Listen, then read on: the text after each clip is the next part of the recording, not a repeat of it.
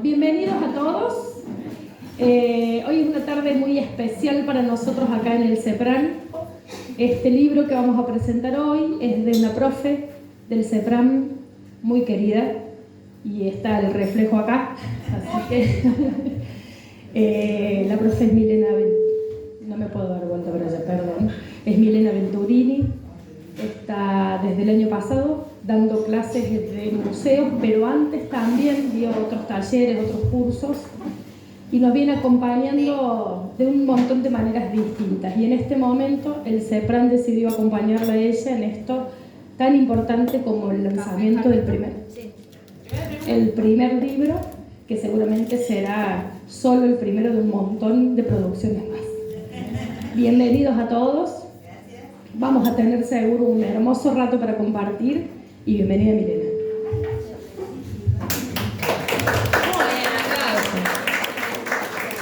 Bueno, ay, hola. ¿Cómo están? Yo me voy a quedar, esto lo voy a dejar acá. Bueno, para mí esto es muy bonito, estoy muy emocionada. Ya les había contado antes a mis alumnos que es como es algo muy nuevo poder presentar algo que no sea mi trabajo de docencia acá, así que es una novedad para todos.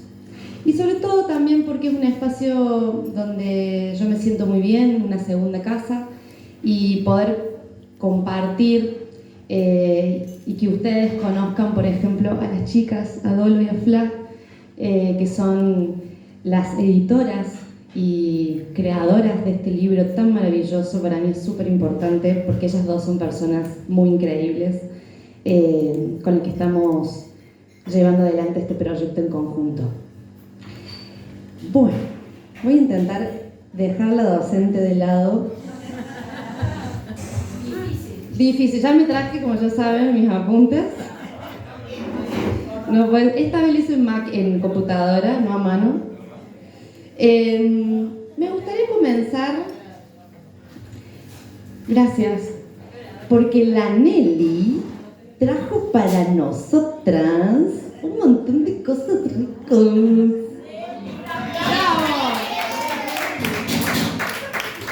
Que en un ratito lo vamos a hacer circular si les parece bien, porque esto no es más que un festejo. Gracias, Nelly. Trajo las tirópitas, que fueron una locura. Tirópitas, ¿se acuerdan? Sí.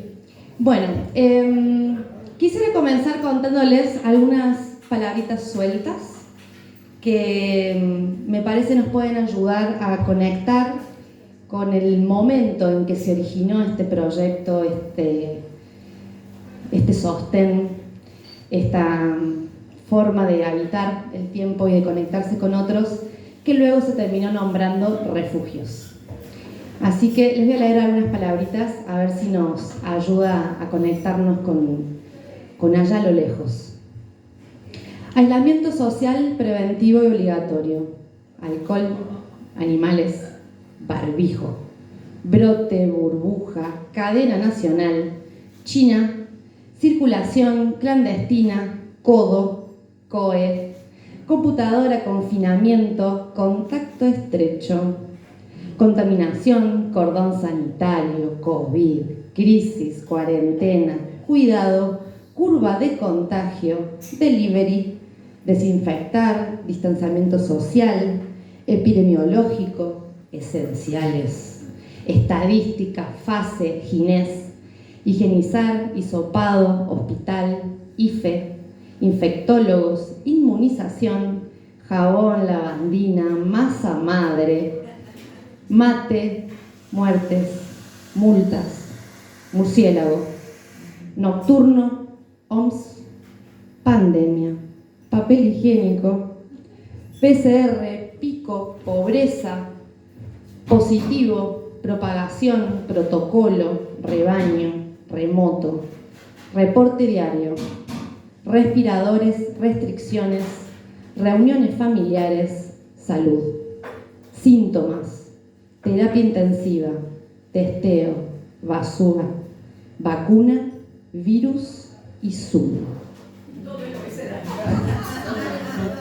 ¿Alguna de estas palabritas les llevó al momento de inicio de la pandemia? Bien, era un poco la idea. Porque este proceso se originó en lo que conocimos como la fase 1, que fue en el momento de aislamiento social preventivo y obligatorio, cuando Argentina decide el 20 de marzo solicitar a la población que se encierre en sus casas para evitar la propagación del virus que se conoce como COVID. En aquel entonces yo estaba comiendo con mi mamá, me acuerdo que era a las 9 de la noche, que habló Alberto Fernández, y a las 12 había que encontrar dónde quedarse, a permanecer en la cuarentena esos 15 días que en teoría eran. Así que me volví rápido a mi casa, donde pude permanecer toda la pandemia, que no fueron ni 15 ni 30, sino que fueron bastante más.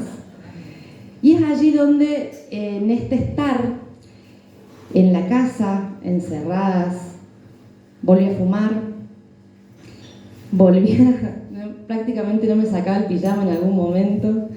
Y había mucha preocupación, mucha consternación. Yo me acuerdo que todos los viernes veía la cadena nacional para conocer los números de casos y escuchar a nuestro presidente cómo continuaba el manejo de la pandemia en Argentina.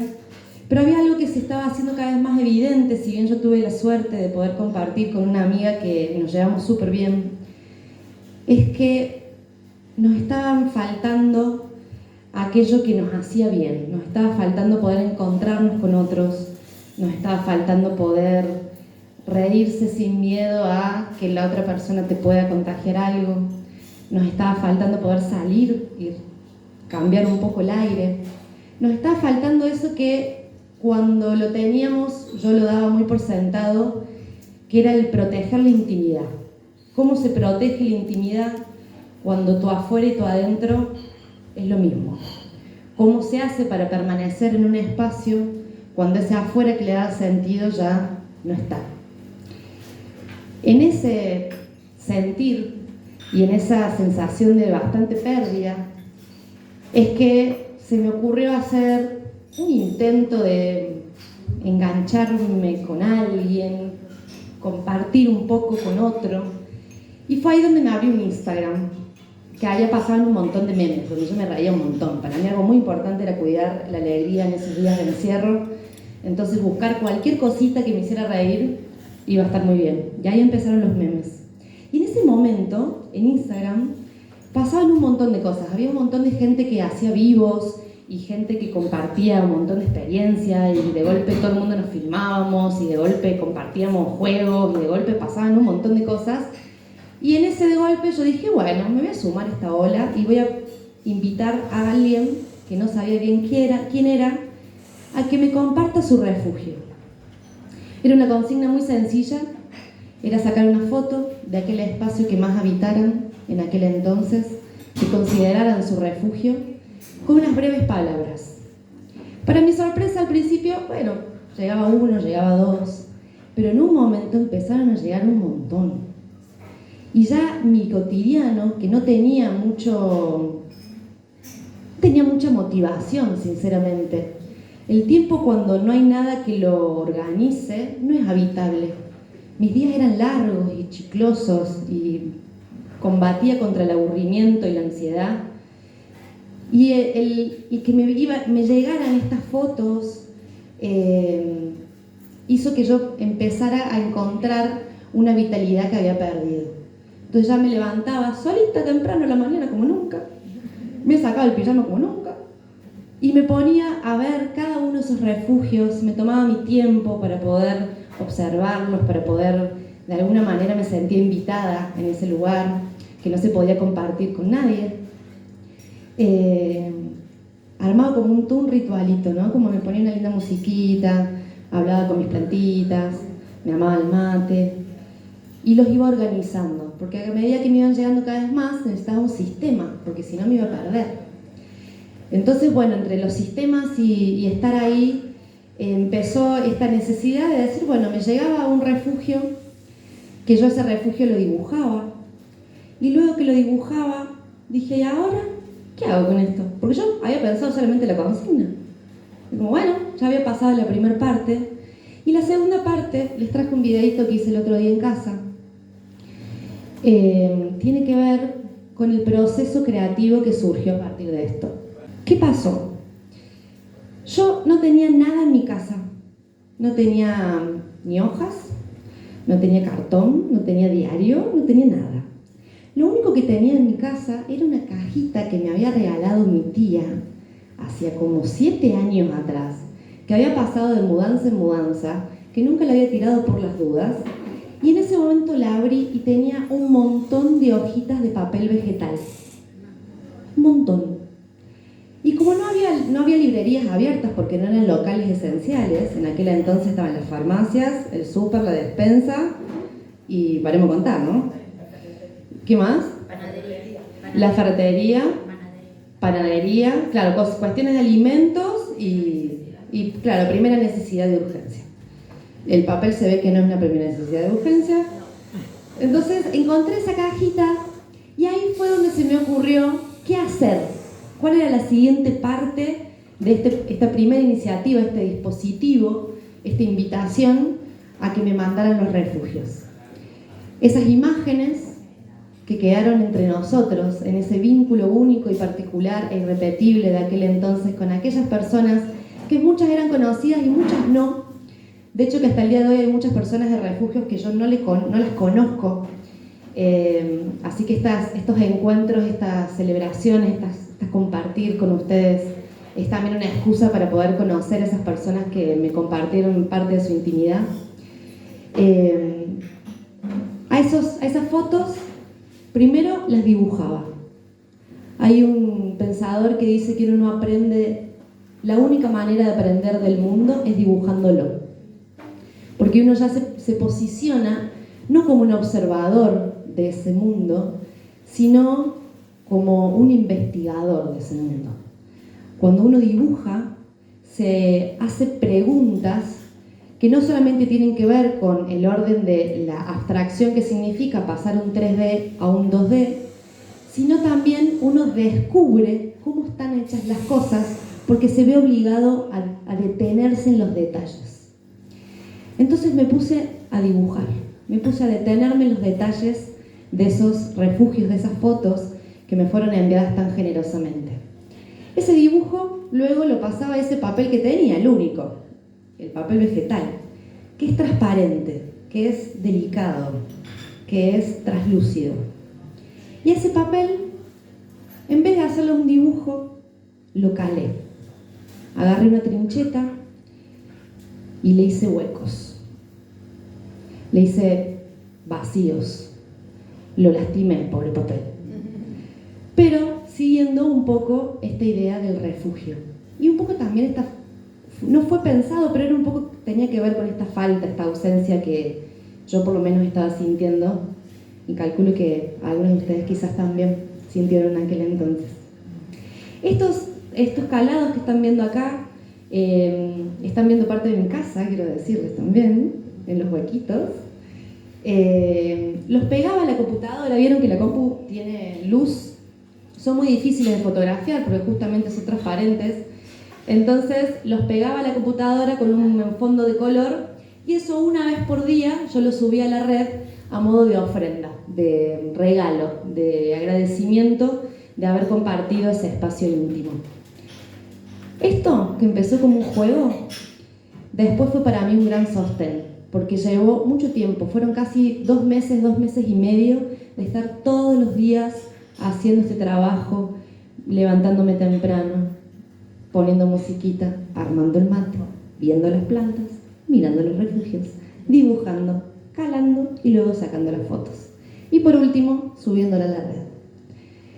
Esto fue para mí una manera de poder contactarme con otros, porque ir subiendo, ir compartiendo en la red, generaba muchísimas cosas. Había un montón de personas que se comunicaban conmigo, que se sentían identificadas en esos lugares, que quizás decidían no mandar su foto, pero sí se sentían parte de este mapa del habitar que se estaba haciendo pandémico. Un montón de personas emocionadas de ver su espacio resignificado de una otra manera, con otra mirada. Los calados son muy austeros, son muy sencillos, está muy simplificada la imagen.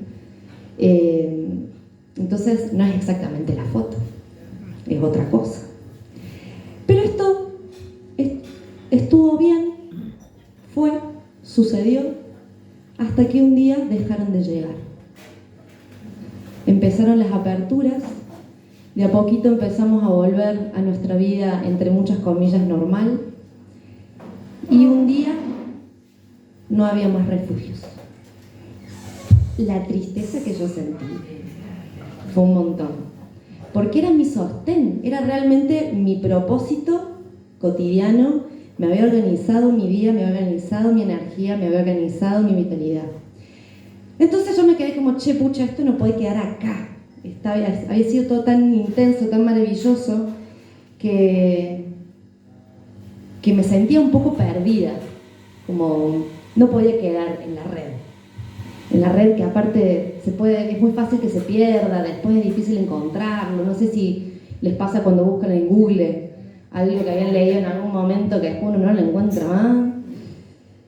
Y aquí traje una pequeña cita de una persona que se llama Rebecca Solnit, que tiene un libro muy precioso que me lo prestó mi madre hace poco, que se llama Una guía sobre el arte de perderse. Y en esta sensación de pérdida, no solamente de pérdida de perder algo, sino de estar perdida al haber perdido aquello que me motivaba, aquello que me daba un propósito, aquello que me daba vida, de alguna manera, entre tanta desolación que nos rodeaba en aquel entonces. Les quiero compartir una frase muy preciosa que dice: perder cosas tiene que ver con la desaparición de lo conocido. Perderse tiene que ver con la aparición de lo desconocido. Y aquí es donde vino una parte muy hermosa del proceso, donde ya no son estas imágenes caladas, donde ya no son ni la foto ni el dibujo, sino que en todo este proceso, en el medio, yo también armé mi refugio. Yo me refugié entre más de 60 personas que me mandaron sus sus fotos, pero yo armé también en mi casa mi taller. Yo en ese momento de pandemia pude organizar un espacio para poder armar mi espacio creativo, mi taller, que hoy tiene un nombre, que se llama Taller de Grabado Elvira en el Espejo, donde ese espacio hasta el día de hoy me refugia y es una excusa para encontrarme con muchos otros, a compartir y a disfrutar. Y ahí fue donde de nuevo volví a conectar con los caladitos. Los agarré a todos. Estuve en mi casa con todas las ventanas cerradas por un montón de tiempo porque no quería que se vuelen y se llenen de tierra. Los puse todos en el piso para mirarlos y mirarlos por días y por días. No paraba de mirarlos a todos juntos. Y fue ahí donde se me ocurrió que quizás una manera de compartir y de preservar lo compartido era pensar un refugio para esos refugios. Era pensar un espacio o un dispositivo, no sabemos todavía, de ese momento no lo sabía, que los pueda guardar, atesorar, como algo importante en nuestras vidas. Y allí fue donde hice una selección de algunos de esos calados y elegí hacer otra transformación. Elegí hacerlos en grabado. Mi taller es de grabado de una técnica que se llama silografía, que es una técnica que es sobre madera. Silo significa madera y grafía significa dibujo o escritura. Entonces elegí esto que era un papel súper blandito y delicado, pasarlo en la madera, que es pesada y contundente. Y en esa madera también esta técnica se hace con unas herramientas, llaman gubias, que son herramientas punzantes que lo que hacen es herir la superficie, le haces huecos. Y en ese hueco es que se va generando la imagen. Entonces decidí hacer justamente eso, pasar estos calados a grabados, que son estos. Lo que estamos viendo acá es la transformación de un calado en un grabado. Esto que están viendo es la matriz. La matriz es ese soporte de madera donde yo incidí, donde yo desbasté, que se llena de tinta a la superficie y pasándolo por mucha presión se transfiere esa tinta al papel generando la estampa. De esta selección de caladitos yo elegí 20, pero elegí 20 para hacer, hice 20 grabados, que aquí hay unos detallitos de los gatitos, los Mickey Mouse, que no sé si notaron, pero ninguno de los refugios, excepto este de los Mickey Mouse, tiene gente. Tiene gente. Son espacios donde uno puede imaginar cómo esa persona está allí, pero no está la persona. La persona también está ausente, aunque está más presente que nunca quizás, ¿no? Y aquí lo que les traigo es también un poco la característica de esta técnica, que es que está al revés. Está todo invertido. De un lado, ¿de cuál será? A ver, de este lado ustedes van a ver la matriz y del otro lado ustedes van a ver la estampa, el producto de esa matriz. Está exactamente en espejo. ¿Elvira en el espejo? Sí. Bueno, los hice. Fin. Quise hacer los grabados y dije, bueno, fabuloso, ahora tengo un montón de calados, ahora tengo un montón de grabados, ahora tengo un montón de dibujos y un montón de fotos. ¿Y ahora? Y fue allí donde me encontré con ellas dos. En una feria editorial muy hermosa que hay en Córdoba, que se llama Tilde. No, miento, yo te había visto antes, ¿verdad? Nos habíamos encontrado antes. Hablando con mi psicólogo de todo esto, porque yo estaba diciendo, ¿qué hago? ¿Qué hago? ¿Cómo hago? ¿Cómo hago? Lo llevé, por supuesto, a terapia. Y allí fue donde se nos ocurrió hacer quizás un libro. Pero yo no sé hacer un libro. Yo sé hacer dibujos, calados y grabados.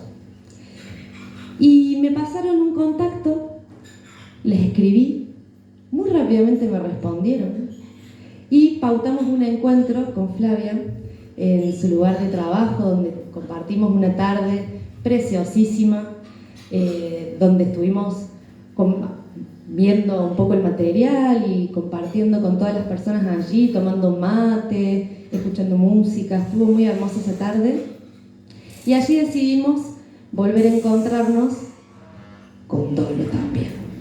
En la feria editorial Tilde. Yo llevé una cajita, la cajita de refugios, y les mostré y les compartí lo que tenía hasta ese momento con el deseo de poder seguir tramando con otros, seguir generando encuentros, seguir generando creaciones y por sobre todas las cosas seguir generando de alguna manera, de cualquier manera, pero que no sea en soledad. Eso era algo muy importante para mí, el poder compartir con otros y aprender con otros y desarrollar algo con otros.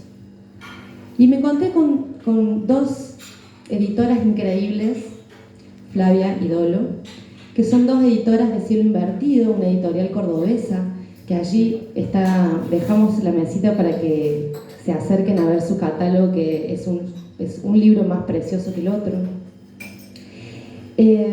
Y nos entusiasmamos, nos dieron ganas a las tres de hacer esto en conjunto.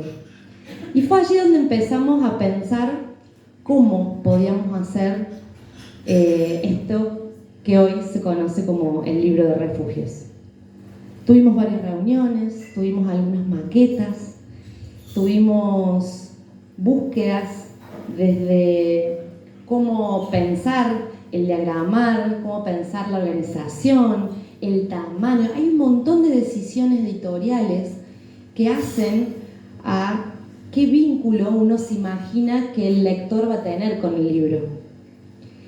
Y estas decisiones tienen que ver, o se pueden ver quizás, en el libro. Yo voy a agarrar uno, ya que estoy. Tomo este que es más fácil. Acá está el libro. Que salió, esto fue la preventa el 15, no, hasta aquí. Bueno, tuvimos un momento de preventa. Ay, me estoy olvidando una parte, chiquis. Una parte re importante de contarles. Pero no importa, ya la voy a conectar. Cuando las chicas me mandaron la primera maqueta, Yo estaba en la casa de mi mamá. Mamá, ¿cuánto apareces en este relato? Yo estaba en la casa de mi madre, en el solcito. No, mi madre hermosa. Y por supuesto emocionadísima porque era todo muy nuevo para mí. Pero no conseguía todavía dimensionar cómo era el libro. A mí me pasa que soy muy concreta, entonces necesito eso justamente que está haciendo Dolores, necesito como sentirlo. Y eso me pasaba también un poco con lo digital. No podía quedar en lo digital, porque lo digital no es palpable. Necesitaba una materialidad, un cuerpo. Entonces, en esto de que me mandaron las maquetas donde podíamos ir viendo cómo iban quedando, cómo se iba pensando este recorrido en el libro, esta experiencia, yo no caí hasta que lo tuve en mis manos. No dimensioné lo que estábamos haciendo hasta que llegó a mí y lo tuve por primera vez. Y es allí donde también, en este armado del libro, apareció algo que durante un tiempo yo lo había dejado un poco olvidado porque estaba muy atenta a la imagen, que son los textos. Los textos son relatos de las personas que mandaron su foto, siempre tenían unas palabritas que acompañaban esa foto. Y estos relatos, con las chicas estuvimos viendo cómo los podíamos vincular. Y me acuerdo que un día me propusieron hacerlo de una manera muy particular, con una técnica muy vieja que se llama letterpress. Es una técnica que está en inglés. Letter significa letra, press, presión. Letras a presión. Letterpress es una técnica del 1400, o sea, una técnica muy vieja, que es la base de lo que conocemos como la imprenta. En 1400 se inventa algo, exactamente, mira cómo presta atención en la clase. En 1400 se inventa algo revolucionario para la época, que son los tipos móviles. Son como sellitos con formas de letras. Gracias, mi amor. Ay, sí, vamos a pasar. Que escuché la foto. Gracias. Entonces estos tipos móviles lo que hicieron fue una revolución. Antes los libros se hacían a mano, eran manuscritos. Los diarios también. Entonces era muy difícil acceder a ellos y llevaba muchísimo tiempo. Pero con la invención del letterpress y la imprenta, lo que se generó fue una revolución del conocimiento, donde se podían hacer libros, muchos más libros, en menor cantidad de tiempo. Y elegimos tomar esta técnica, las chicas me propusieron, elegimos desarrollar con esta técnica los textos. Esta técnica se desarrolla haciendo como si fuese un gran collage, eligiendo entre un montón de letritas que hay por ahí, como una sopa de letras gigante. ¿A quién le gusta la sopa de letras? Yo las amo. Entonces yo estaba en ese taller feliz. Fuimos a un taller que se llama Tinta Negra y había un montón de cajas llenas de letritas divinas, fabulosas, increíbles, y ibas eligiendo la que te gustaba, ibas armando la palabrita, y después que armabas la palabrita tenías que llevarlas a una máquina que era la que imprimía. Pero antes de imprimir en esa máquina, había que llenar todos esos huequitos que quedan entre la letra y cada uno de los renglones con fierritos. Teníamos que hacer un gran rompecabezas a presión, de tal manera que si yo agarraba eso y lo doy vuelta, no se cae. Exactamente. Y en eso que estábamos aprendiendo a hacer esa técnica mientras hacíamos los textos, apareció una frase en el medio del hacer que para mí fue palabra santa. Los espacios sostienen. Los fierritos, que en la impresión no se ven porque son el renglón, son el blanco, es lo que hace que con la presión se sostenga la palabra. Y también tiene, cuando la nombró la Dolo, me acuerdo que estábamos imprimiendo, porque pasábamos mucho tiempo poniendo fierritos y fierritos y fierritos porque era milimetraje, no podía haber ningún huequito para que salga bien la impresión. Cuando aparece esa frase yo dije, claro, o sea, no podía hacer los textos con otra técnica, tenían que ser con esa. Todas las técnicas que tiene el libro, la de calado sobre papel vegetal, silografía y letterpress, Todas son técnicas que Letterpress sostiene, pero son todas técnicas que requieren muchísimo tiempo, muchísimo detenimiento, muchísima pausa, muchísima atención. Y tiene que ver con el proyecto. Las técnicas hacen al concepto que se quiere trabajar. No están elegidas porque sí. Y es aquí donde traje otra cita que tiene que ver un poco también con el espíritu del proyecto, que lo hizo una persona, es de un libro de Andrea Yunta, una genia total argentina, que el libro se llama Contra el canon, el arte contemporáneo en un mundo sin centro, y ella tira una pregunta que yo se la choreé y la traje acá, que dice: ¿qué otra cosa es el arte sino una experiencia emocional e intelectual que nos aproxima a otras dimensiones de la historia y del tiempo? Una invitación a aprender a ver la vida, la nuestra, la de otros, en sus detalles. Hermoso. Bueno, es Andrea Yunta, ¿no? Es muy grosa. Y para ir cerrando, así no las aburro y podemos conversar, y cualquier pregunta o comentario que quieran hacer ya lo podemos hacer. Todo este proceso que está lleno de emociones, está lleno de corazón, está lleno de personas, de voluntades, está lleno de tiempo, de materiales, de tinta, de madera, de risas y, por qué no, también de llantos. Hoy se puede ver en un libro que a la hora de agarrarlo, cuando yo lo agarré por primera vez, terminé de entender todo. El tamaño es para mí perfecto porque genera una intimidad muy particular. La tapa dura, ese misterio del negro afuera, divino, re sexy. Con el sobrecito, exactamente. El negro con el blanco, los altos contrastes, y el letterpress que hicimos de refugio, en fucsia, sexy. El único color que tiene el libro. Exactamente.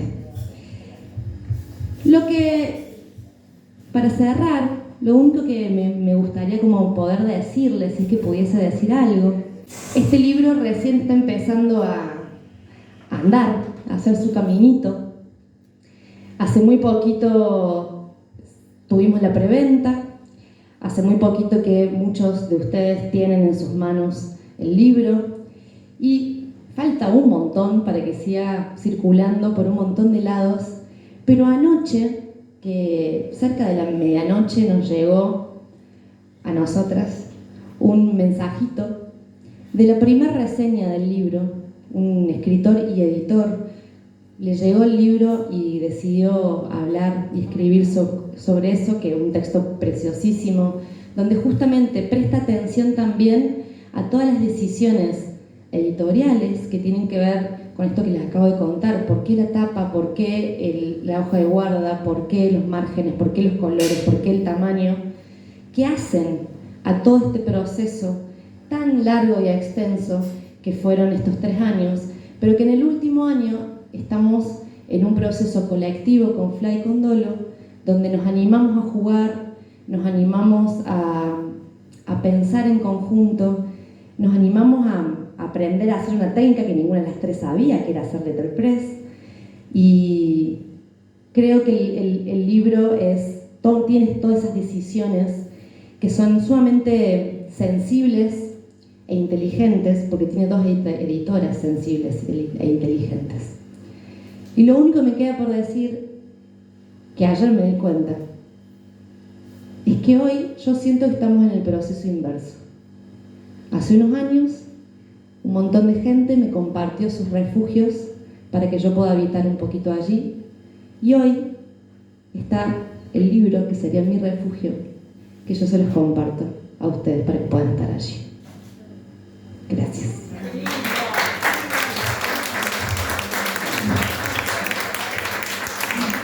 Las hice llorar.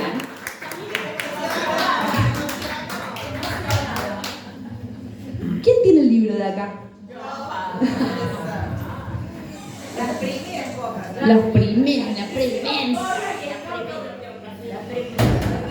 Está autografado. Ay, porque yo ahora doy autógrafos.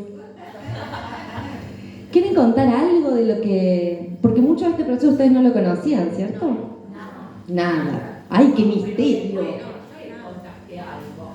Además está todo, a mí me encantó también el prólogo, como un homenaje a tu dedicación, a tu sensibilidad. El prólogo me encantó. Y después la primera explicación, esto que yo no tenía idea de eso, de la letra, de todo ese trabajo que ahora uno valora más. Porque yo digo, qué paciencia, Dios mío, cuántas horas, cuánto tiempo. Cuando hablaba yo pensaba, es como tu hijo, pero a veces son como tres hijos, porque un hijo es decir, tuviste un proceso íntimo, un proceso colectivo con las chicas y después un proceso ya global y social. Entonces es como que es muy valorable, muy valorable. Te queremos, te queremos. Gracias. Parece que no se puede leer el libro si no se lee la introducción. Sí. Para mí es básico. Hasta me enojé con mi marido que se lo mostré y él quiso entrar a ojear. No, tenés que leer. Bueno, me olvidé de contar esa parte, ¿no? Claro, del prólogo y los textos iniciales. Más que un libro, me parece como una joyita. Es como, porque un libro es como más, se me ocurre más un tipo de, lo escribe con la máquina, lo imprime con la imprenta. Esta es otra cosa, no es un libro, es un trabajo de la mano, ¿no? ¿Me entendés? Es una horita de arte ahí en sí mismo.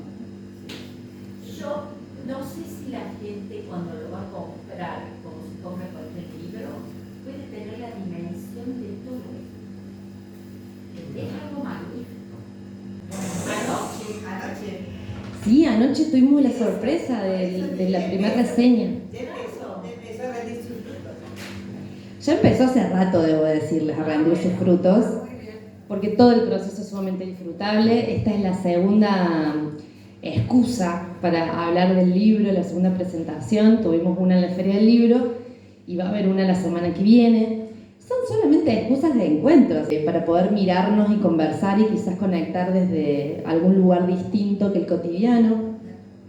Pero sí, este libro me parece que está generando por lo menos... A ver, chicas, ¿ustedes quieren contarnos qué les genera este libro?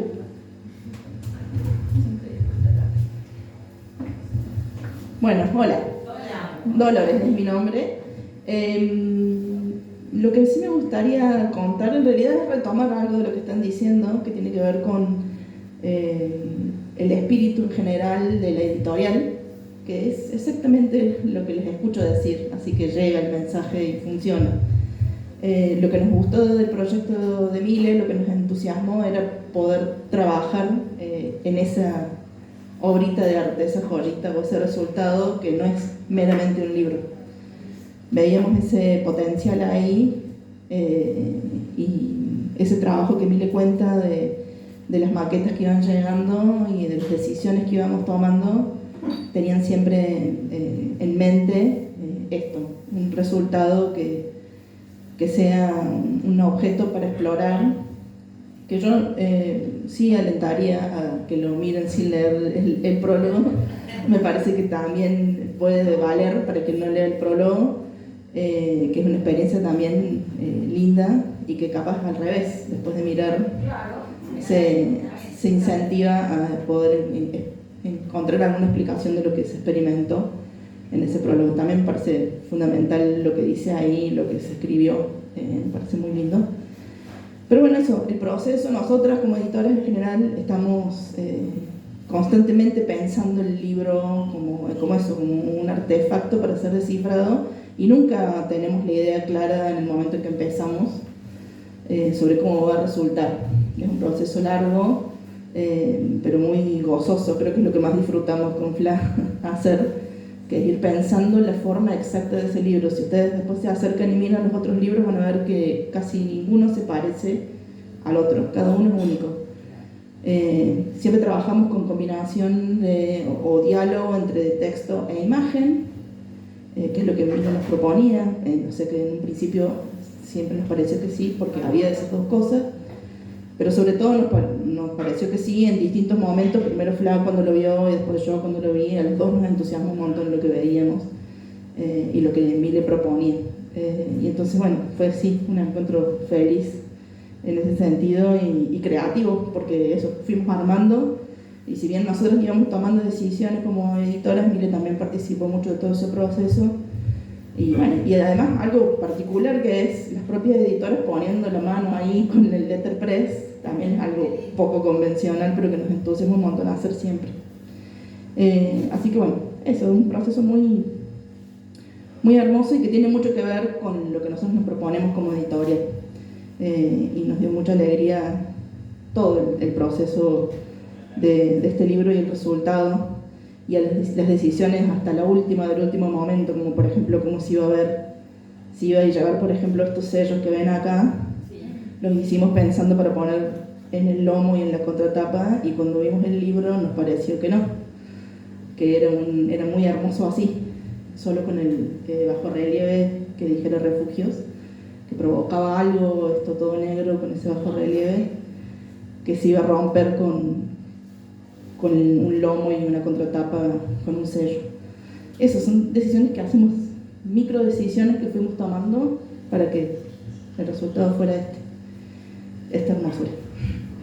Gracias a ustedes por estar, por acompañar, y a Mile por todo. Gracias por ser tan valientes de venir hoy con este frío. Pero mira, está frío ahora, che. Pero ¿saben qué? La Nelly nos va a agasajar porque trajo empanaditos. Vamos a comer empanaditos. ¿Les parece? ¿Y nos abrazamos un poquito? Nos abrazamos. Muchas gracias.